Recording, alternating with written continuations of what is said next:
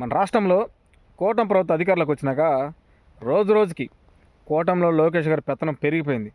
చాలామంది TDP senior ఎమ్మెల్యేలకి లోకేష్ గారి పెత్తనం చేయడం ఇష్టం లేక మరికొంతమంది నియోజకవర్గంలో ఉన్న నాయకులతోటి చర్చించడం జరుగుతుంది. అత్యంత కీలకంగా పార్టీ కోసం పనిచేసిన సీనియర్ టీడీపీ నాయకుల మట్టికి ఏకంగా పార్టీ సభ్యత్వాలకి రాజీనామా చేసి వైసీపీలోకి వెళ్ళిపోవడాలు జరుగుతున్నాయి.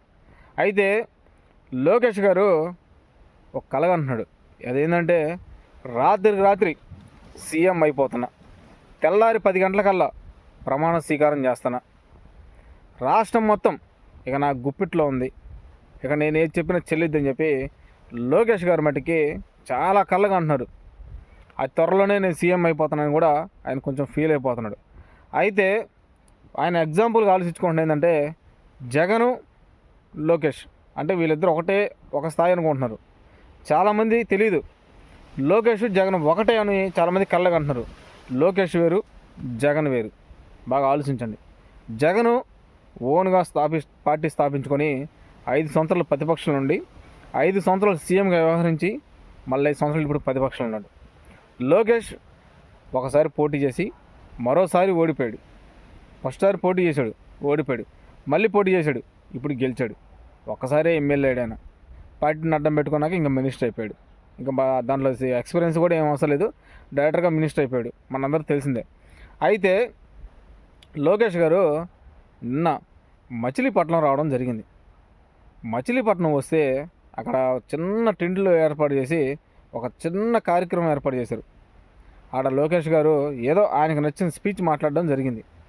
అక్కడ కానీ చూస్తే లోకేష్ గారు ఇచ్చిన ఎంట్రీ కానీ చూస్తే రోడ్డు మొత్తం వేల సంఖ్యలో కార్యకర్తలు,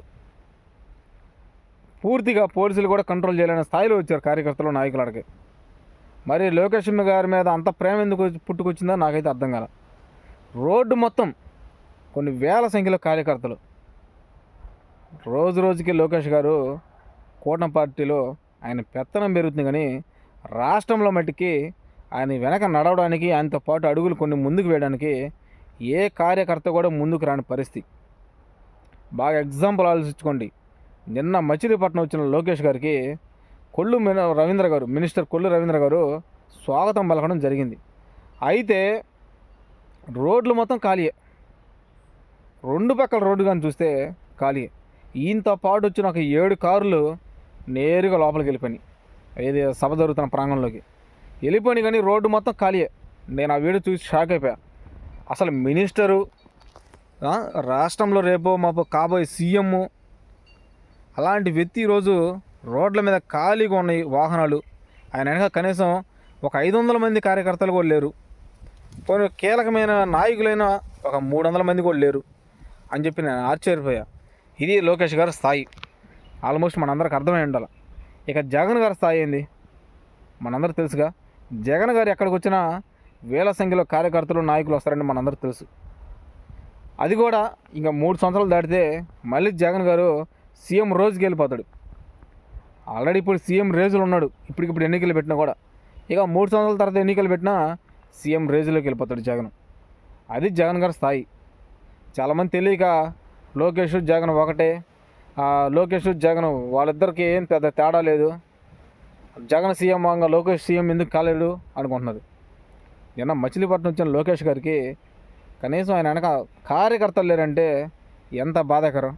అది కూడా అధికారంలో ఉన్న పార్టీ మినిస్టర్ వెనక కార్యకర్తలు రాలేదంటే ఎంత దారుణంగా మన రాష్ట్రంలో కూటమి ప్రభుత్వం మీద వ్యతిరేకత వచ్చిందనేది ఒకసారి ఆలోచించాలి.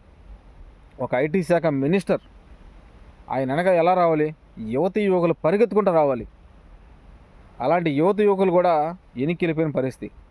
కొంతమందిని వచ్చి ఇదిగో సార్ మేము ఇట్లా యువకులను ఇలా నిరుద్యోగులని పలానా జాబ్ కల్పించండి అని చెప్పి కనీసం ఒక్కరన్నా వాళ్ళ బయోడేటా ఫామ్ తీసుకొని వచ్చి లోకేష్ గారి ముందు నుంచి ఉన్న పాపను పోల.